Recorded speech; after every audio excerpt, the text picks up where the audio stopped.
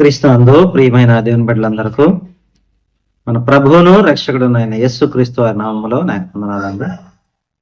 ఈ దినాన మనము జీవ గ్రంథంలో నుండి మరి యోహాను సువార్త 4వ అధ్యాయము 20వ వచనాన్ని చదువుకొని దాన్ని వివరించుకునే ప్రయత్నం చేద్దాం. యోహాను సువార్త 4వ అధ్యాయము 20వ వచనం. మా పితరులు ఈ పర్వతమందు ఆరాధించిరి గాని ఆరాధింపవలసిన స్థలము యెరూషలేములో ఉన్నదని మీరు చెప్పుదురని ఆయనతో అనగా, యేసు ఆమెతో ఇట్లన, అమ్మా, ఒక కాలం వచ్చుచున్నది, ఆ కాలమందు ఈ పర్వతం మీదనైనను యెరూషలేములోనైనను మీరు తండ్రిని ఆరాధింపరో నా మాట నమ్ముము. చదవబడిన వాక్య భాగాన్ని బట్టి చిన్న ప్రార్థన చేసుకుందాం. ప్రేమ కలిగిన మా తండ్రి, కృపగల మా నాయన, దయగల మా దేవ, మీ యొక్క పరిశుద్ధమైన ఘనమైన అతి శ్రేష్టమైన నామమునకు వేలాది స్తుతులు స్తోత్రాలు తండ్రి. గడచిన కాలం అంతా నాయన మమ్మల్ని సజీవ లెక్కలో ఉంచి ఇటు రీతిగా నాయన ఈ యొక్క సమయంలో మేము చేరి కూడి మీ యొక్క నామాన్ని ధ్యానించే గొప్ప భాగ్యాన్ని తండ్రి మీరు మాకు దయచేసినందులకై మీకే వేలాది స్తుతులు స్తోత్రాలు తండ్రి. ఇదిగో నాయన మీ యొక్క సత్యవాక్యాన్ని తండ్రి విభజించుకొని ఉపదేశించుకొని అలాగున్నవా లేవా అని పరిశీలించుకున్నట్టుకు తండ్రి మాకు సహాయాన్ని దయచేయమని మిమ్మల్ని వేడుకొంచున్నాం. మీ యొక్క పరిశుద్ధాత్మ దేవుని శక్తిని మాకు అందించి లేఖనంలో ఉన్న సత్యమును మేము గ్రహించడానికి మాకు సహాయాన్ని దయచేయమని తండ్రి, మీ చిత్తమైతే మీరే మాకు తోడుగా ఉండమని ముందుండి నడిపించమని సమస్త మహిమ ఘనత ప్రభావాలు మీరు మాత్రమే పొందుకొనమని మా ప్రభువును ప్రియరక్షకుడునైన యేసు క్రీస్తు వారి అతి శ్రేష్టమైన నామములో అడిగి వేడుకొంచు ప్రార్థిస్తున్నాం తండ్రి, ఆమేన్. చదవబడిన లేఖనాన్ని ఒకసారి మనం పరిశీలించుకున్నట్లయితే ఇక్కడ ప్రభువైన యేసు క్రీస్తు వారు సమరయ స్త్రీ దగ్గరకు వెళ్ళిన సారాంశం అనేది మనము చూస్తాం. ఇక్కడ సమరయ స్త్రీని ప్రభువైన యేసు క్రీస్తు వారు, అమ్మ, మీరు ఎక్కడ ఆరాధిస్తారు అంటే, మా పితరులు ఈ పర్వతమందు ఆరాధించిరి గాని ఆరాధింపవలసిన స్థలము యెరూషలేములో ఉన్నదని మీరు చెప్పుదురని ఆయనతో మాట్లాడింది. ఈ యొక్క వాక్యాన్ని గనక మనం చూసుకున్నట్లయితే ఇక్కడ ఆమె వారి యొక్క పూర్వకాలపు స్థితిని జ్ఞాపకం చేస్తాం. వారి యొక్క పూర్వీకులు ఈ పర్వతము మీద ఆరాధించారు అని చెప్పి మాట్లాడుతారు. పర్వతం మీద ఆరాధన అనేది అసలు ఎలాగ ఉంటుంది అన్నది గనక మనం పరిశీలన చేస్తే ఈ దినాన మనం చూస్తా ఉన్నాం కదా, కొండలు అనేవి. ఈ యొక్క కొండల మీద ఆరాధన గోలగోలగా బలులతోనూ అల్లరితోనూ వారి యొక్క శరీరం యొక్క వికృత చేష్టలతోనూ, అంటే ఒక్కొక్కళ్ళు ఏం చేస్తూ ఉంటారంటే శరీరాన్ని గాయపరుచుకుంటూ బాధపరుచుకుంటూ దానికి రక్తం వచ్చేటట్టుగా గాయాలు చేసుకుంటూ వారు వారి యొక్క దేవుణ్ణి ఆరాధిస్తూ ఉంటారు అన్నది ఈ యొక్క లేఖనంలో మనం నేర్చుకోవాలి. ఎందుకని వారి యొక్క శరీరాన్ని ఈ విధంగా చేస్తారు అంటే వారి యొక్క దేవుని యొక్క రాక కోసము. ఇదిగో మా దేవుడు మమ్మల్ని దర్శించాలి, ఈ పని చేస్తే మా దేవుడు మమ్మల్ని దర్శిస్తాడు అన్న వారి యొక్క వివేకములైన ఆలోచనతో ఈ పని అనేది వాళ్ళు చేస్తూ ఉంటారు. కాబట్టి మనం ఆలోచించవలసింది, కొండ మీద ఆరాధనలో ప్రథమంగా బలులుంటాయండి. ఈరోజు మనం ఈ ప్రపంచంలో ఎక్కడ చూసినా కూడా క్రైస్తవుల కొండల్లో కూడా ఈ యొక్క బలులు అనేది జరుగుతూనే ఉంటాయి. అక్కడికి వెళ్ళి వాళ్ళు ఏం చేస్తారంటే, ఇదిగో నేను ఈ మొక్కుబడి చేసుకున్నానని చెప్పేసి ఒక కోడినో ఒక మేకనో ఒక గొర్రెనో ఒక దోణ్ణో అక్కడ కోసుకొని ఆ యొక్క వంటకాలన్నీ తిని ఆ యొక్క దేవుడు మమ్మల్ని దర్శించాడు అని చెప్పేసి అక్కడ కానుకలు అనేవి సమర్పించుకొని వారు మరలా తిరిగి రావడం అనేది ఈ రోజు కూడా మనము పరిశీలన చేస్తానే ఉన్నాం. అయితే మరి యొక్క కొండ మీద ఆరాధన అనేది దేనికి గుర్తుగా ఉన్నది అంటే బయలు దేవతకి గుర్తుగా ఉన్నది అన్నది మనం గమనించాలి. ఒకసారి మనము రాజుల మొదటి గ్రంథము 18వ అధ్యాయం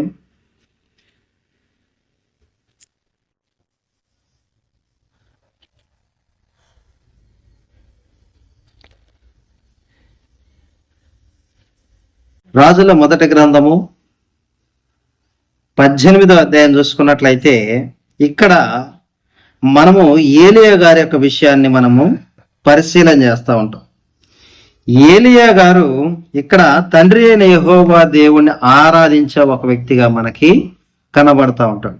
ఈయన ఆరాధన ఎలాగుంది అంటే బలర్పించేసి ఆయన ఇదిగో తండ్రి అయిన యెహోవా దేవుడిని ఒకసారిగా పిలవటం, ఆకాశం నుండి అగ్ని దిగి వచ్చి ఆ యొక్క బలిని దహించి వేయడం అనేది మనము చూస్తూ ఉంటాం. అంటే ఏలియా గారి జీవిత కాలం అంతా కూడా ఈ విధంగానే సాగుతూ ఉంటది. అయితే ఏలియా గారికి ఒక ఛాలెంజ్ అనేది వస్తుంది అనమాట. బయలుదేవతలకి ఏలియా గారికి ఒక ఛాలెంజ్ అనేది మనం ఈ యొక్క అధ్యాయంలో చూస్తూ ఉంటాం. ఒకసారి మనము 24 నుండి చదువుకున్నట్లయితే, రాజుల మొదటి గ్రంథము 18వ అధ్యాయము 24 వచ్చి, తరువాత మీరు మీ దేవత పేరును బట్టి ప్రార్థన చేయడి, నేనైతే యెహోవా నామమును బట్టి ప్రార్థన చేయదు.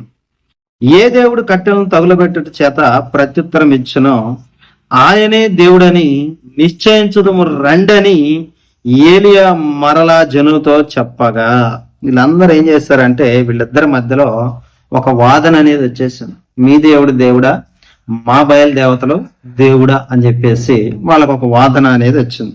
అప్పుడు 25వ వచనం, అప్పుడు ఏలియా బయలు ప్రవక్తలను పిలిచి, మీరు అనేకులై ఉన్నారు కనుక మీరే మొదట ఒక ఎద్దును కోరుకొని సిద్ధము చేసి మీ దేవత పేరును బట్టి ప్రార్థన చేయండి, అయితే అగ్ని ఏమియు క్రింద వేయవద్దని చెప్పగా, ఏం చేశాడంటే ఇక్కడ మీరు కూడా బలివ్వండి, మీ దేవుని పేరును బట్టి ప్రార్థన చేయండి అన్నమాట ఇక్కడ ఏలియా గారు మాట్లాడుతూ ఉన్నాడు.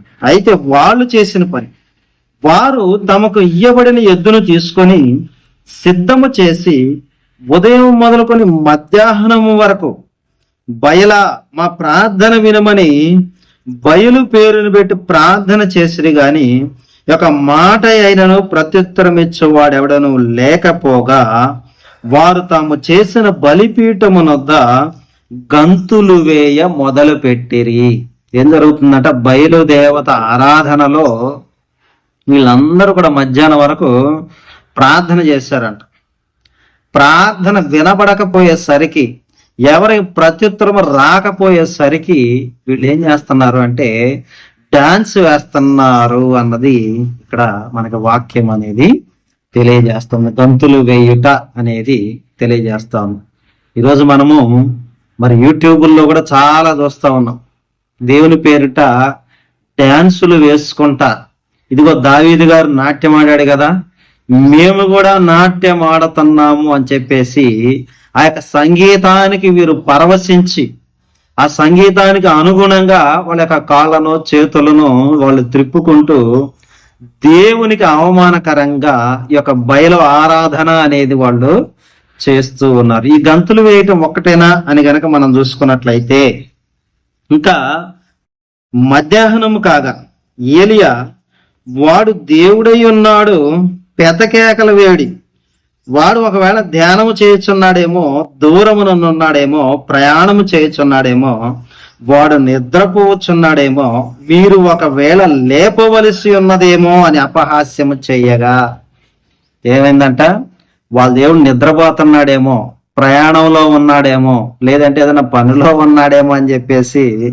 చాలా హాస్యాస్పదంగా మాట్లాడుతూ ఉన్నాడు. ఈరోజు క్రైస్తవ్యాన్ని చూస్తే కూడా మనకి ఇదే అర్థం అవుతా ఉంది. వారి యొక్క వాక్యానికి ప్రారంభానికి ముందు కూడా వాళ్ళు ఏం చేస్తా ఉన్నారంట, తండ్రి అయిన దేవానికి స్తోత్రము అని చెప్పక స్తోత్రము స్తోత్రము స్తోత్రము ఏదో పొయ్యి రాజేసి దేవుడు వినని వాడిగా, ఆయన ఒక చెవిటివానిగా, లేదంటే నిద్రపోతున్న ఆయన మేము లేపాలేమో అని చెప్పేసి పెద్ద పెద్దగా కేకలు వేస్తూ ఈ యొక్క బయలు దేవతకి ఈ యొక్క ప్రవక్తలు ఏ విధంగా అయితే చేస్తా ఉన్నారో అదే విధమైన ఆరాధన అనేది ఈరోజు క్రైస్తవ్యంలో మనము చూస్తా ఉన్నాము. ఇది మనము గమనించుకోవాలండి. దేవుడేమి చెవిటివాడు కాదు. మనం ఆలోచన చేస్తా ఉన్నాం కదా, ఇదిగో ఆయన నిద్రపోతా ఉన్నాడేమో, ఆయన లేపాలి అంటే గట్టిగా స్తోత్రం చెప్పండి అంటున్నాడు ఒక్కొక్కడు. ఇదంతా మరి వాక్యానుసారంగా ఉందా అంటే బయలుదేవత యొక్క ప్రవక్తల యొక్క ఇష్టానుసారముగా ఉన్నది అన్నది మనకు అర్థమవుతా ఉంది. అంతేనా? స్తుతి స్తుతి స్తుతి స్తుతి స్తుతి అని చెప్పేసి చిన్నగా మొదలు పెట్టేసి పెద్దగా స్తోత్రం అని కేకలేసి హల్లెలూయా అని కేకలు వేసి ఆయన నిద్ర లేపటానికి ఆయన ఏమన్నా మన దేవుడు చెవిటివాడా? అందుకే ఇక్కడ ఏలీ గారు చాలా హాస్యాస్పదంగా మాట్లాడుతూ ఉన్నాడండి. వాడు ఒకవేళ ధ్యానము చేయుచున్నాడేమో అంటే మన దేవుడు ఏమన్నా ధ్యానం చేసేవాడా? మన దేవుడు నిరంతరము చూచుచున్నవాడు, మనల్ని కాచుచున్నవాడు, మనల్ని సంరక్షిస్తున్నవాడు. ఆయనకి నిద్ర అంటూ లేదండి. తేరి చూచి అనగానే చాలా మంది ఏమనుకుంటారంటే అప్పుడు దాకా కళ్ళు మూసుకున్నాడేమో, ఇశ్రాయేలు మొర విని అంటే అప్పుడే విన్నాడేమో అని చెప్పేసి అనుకుంటారు. మన దేవుడు సమస్తము ఎరిగి ఉన్న దేవుడు. ఇక్కడ బయలుదేవతల గురించి చెప్పబడతా ఉంది. వాళ్ళకి ఏమీ వినపడదు, ధ్యానం చేస్తున్నారు, ప్రయాణంలో ఉన్నారు, ప్రత్యుత్తరం రావట్ల వీళ్ళ ప్రార్థనలకి. వీళ్ళు డ్యాన్సులు వేసేస్తున్నారంట, గంతులు వేస్తున్నారంట. ఇంకా ప్రెస్టేషన్ తోటి ఇక్కడ ఏలే గారు వాళ్ళతో ఇంకా హాస్యాస్పదంగా మాట్లాడుతున్నప్పుడు, మీరు ఒకవేళ లేపవలసి ఉన్నదేమో ఏమని మాట్లాడుతున్నాడండి ఇక్కడ? లేపవలసి ఉన్నదేమో అంటే నిద్రమత్తులో ఆయన జోగుతున్నాడేమో, మత్తులో ఉన్నాడేమో, మీరు ఆయన లేపండి. ఈరోజు ఈ ఆరాధన మనం చూడట్లేదు. క్రైస్తవ్యంలో ఏం చేస్తా ఉన్నారు? అనేక రకాల వాయిద్యాలు పెట్టుకొని, అనేక రకాల సంగీతాలు పెట్టుకొని దేవుణ్ణి మేమేదో లేపుతున్నాము అన్నట్టుగా, ఈ పాట వింటేనే ఆయనలో ఉద్యమం వచ్చుద్ది అన్నట్టుగా, ఈ పాట ద్వారానే ఆయన మాలోకి పరిశుద్ధాత్మను పంపిస్తాడు అన్నట్టుగా వీరు మాట్లాడుతూ ఉన్నారు. కాబట్టి క్రైస్తవ్యాన్ని మనం ఆలోచన చేస్తే ఈ యొక్క బయలుదేవతల మాదిరిగా ఈరోజు వీరి యొక్క ఆరాధనలు అనేవి జరుగుతున్నవి. ఇది విశ్వాసులు గమనించాలండి. పాస్టర్లు ఆల్రెడీ వాత వేయబడిన మనస్సాక్షి గల వారై మిమ్మల్ని కూడా మోసం చేయడానికి తయారైపోయారు. కానీ మనం ఏం చేయాలంట? దేవుణ్ణి మాటతో ఆయనను పలకరించాలి అన్నది మనకి ఇక్కడ తెలియజేస్తా ఉన్నాడు. ఒకవేళ లేపవలసి ఉన్నదేమో అని అపహాస్యము చేయగా వారు మరిగట్టిగా కేకలు వేయచ్చు, రక్తము కారు మట్టుకు తమ మర్యాద చొప్పున కత్తులతోనూ శస్త్రములతోనూ తమ దేహములను కోసుకొనిచుండిరి. ఏమవుతుందంటే ఈ యొక్క బయలు ఆరాధనలో కత్తులతో కొంతమంది ఇట్లా కత్తులతో బాడీని కొట్టుకొని ఈ యొక్క రక్తము అనేది దేవునికి బలిస్తా ఉంటారు కదా. ఇదిగో మా నిమిత్తం, మా పాప క్షమాపణ నిమిత్తం, ఇదిగో మా మనవి విని ఆలకించి మా కోసం రావయ్యా అని చెప్పి ప్రార్థన చేస్తూ ఉంటారు కదా. అదే విధంగా వాళ్ళు ఏం చేస్తున్నారంటే గట్టిగా కేకలు వేయచ్చు అన్న మాట మనం ఇక్కడ చూస్తా ఉన్నాం. ఎవరంట కేకలు వేసేది? ఎవరంట? బయల్జబూలు. అంటే బయలు వలన ఏ ప్రవక్త అయితే నియమింపబడ్డాడో ఈ ప్రవక్త కేకలు వేసేవాడిగా ఉన్నాడు. ఈరోజు క్రీస్తు సంఘముల్లో మనం అనేక రకాల కేకలను చూస్తున్నాం. ఒక వ్యక్తి పాడుతా ఉంటే ఆ పాటకే పరవశించి దేవుడు ఆకాశము నుండి వచ్చినట్టుగా, వారి మధ్యలో దిగినట్టుగా వాళ్ళ యొక్క ప్రజలను భ్రమింపజేయడము అనేది మనం చూస్తా ఉన్నాం. దీనిలో చాలా మంది ప్రముఖులే ఉన్నారండి. కనీసం వాక్యం పట్ల అవగాహన ఉండదు. వాడు ఒక గిటార్ పట్టుకొని ఒక పాట పాడిస్తే చాలు అన్న లెక్కలో వాడు ఫీల్ అయిపోతా ఉంటాడు అన్నమాట. ఇవన్నీ మనం పరిశీలించాలి. పాటల ద్వారా ఎవరు కూడా దేవుణ్ణి చేరలేరు. ఒకవేళ పాట ద్వారా నేను దేవుణ్ణి తెలుసుకున్నాను అని నువ్వంటే అది నీకు సరైన విశ్వాస ప్రామాణికము కాదు.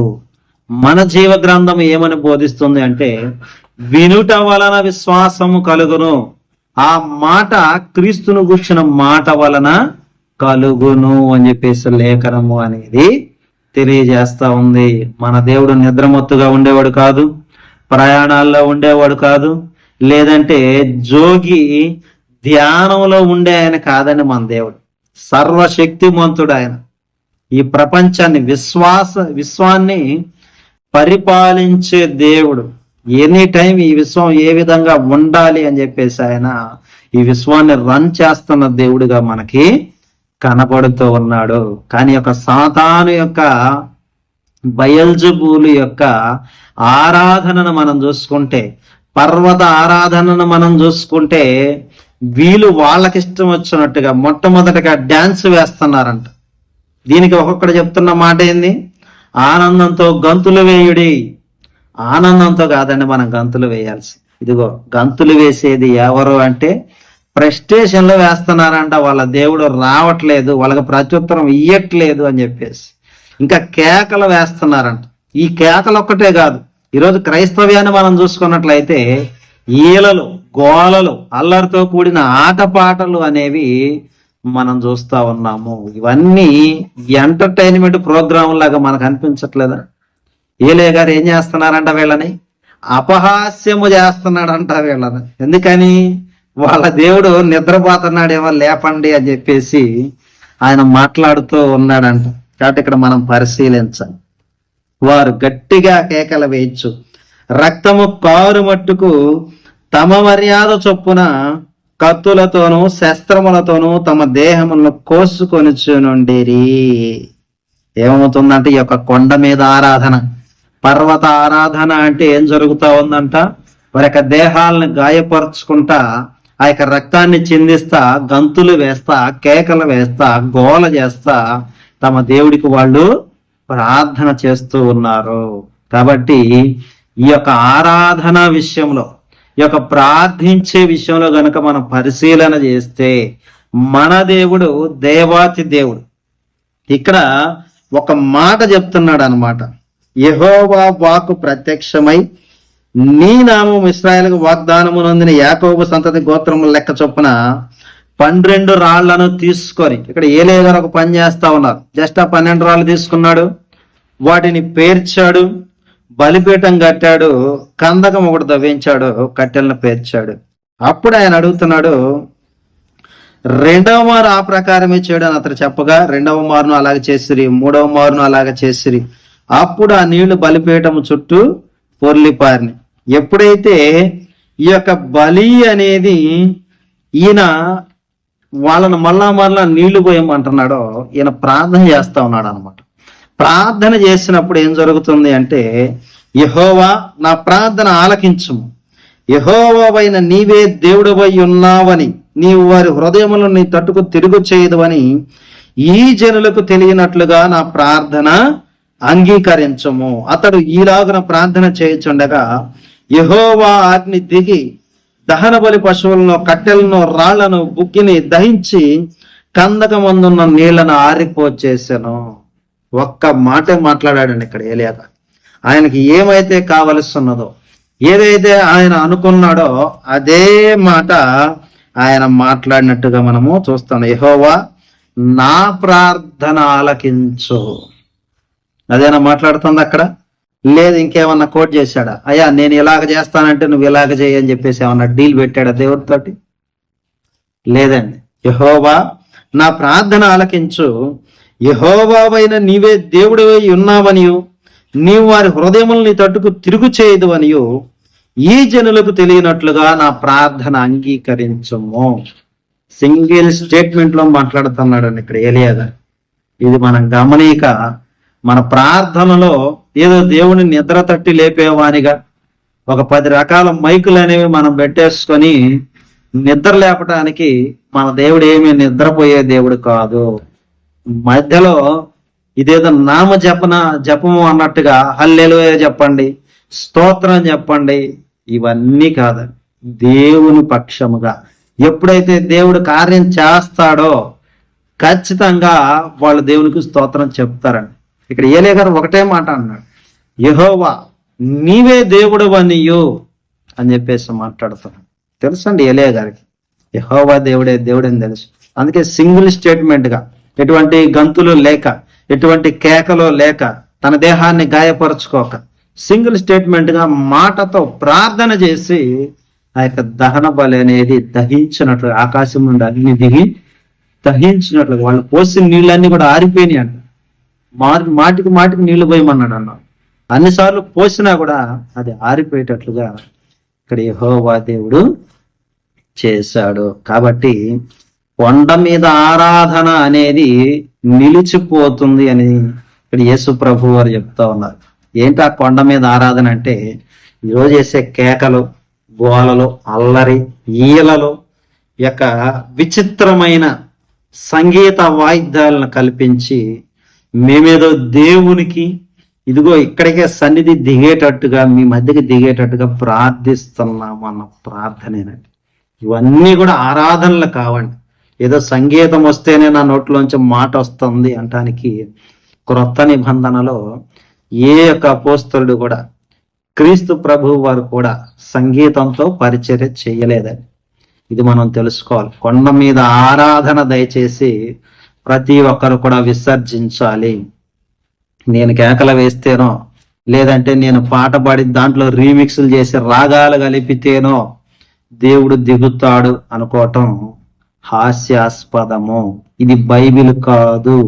ఈ ఆరాధన అనేది బయలు దేవతలకు చేసిన ఆరాధన. ఈ ఆరాధన మనము చెయ్యకూడదు. ఒక కాలం వచ్చుతున్నది, వచ్చే ఉన్నది అని చెప్పేసి ఇక్కడ క్రీస్తు ప్రభు వారు మాట్లాడుతూ ఉన్నాడు. కాబట్టి యొక్క మాటలన్నీ మీరు గమనించి మీ యొక్క హృదయాల్లో భద్రపరుచుకొని వాటిని పరిశీలించి పరిశోధించి వాటిని చేపట్టాలని మీ అందరినీ ప్రేమతో కోరుకుంటూ నా మాటలు ముగిస్తున్నాను. అందరికీ నా వందనాలు.